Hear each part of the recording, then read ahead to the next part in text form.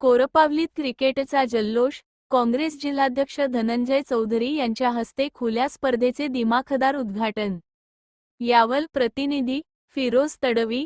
यावल तालुक्यातील कोरपावली येथे अमर तडवी यांच्या पुढाकारातून आयोजित करण्यात आलेल्या खुल्या क्रिकेट स्पर्धेचा शुभारंभ काँग्रेसचे जिल्हाध्यक्ष धनंजय चौधरी यांच्या हस्ते उत्साहपूर्ण वातावरणात पार पडला।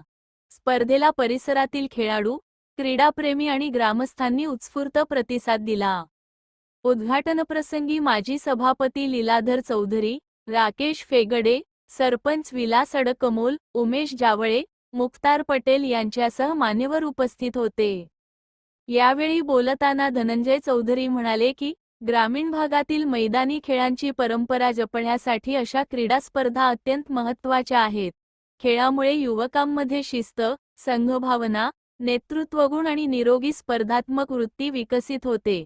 त्यामुळे तरुणांनी अशा स्पर्धांमध्ये मोठ्या संख्येने सहभागी होऊन क्रीडा संस्कृती अधिक बळकट करावी।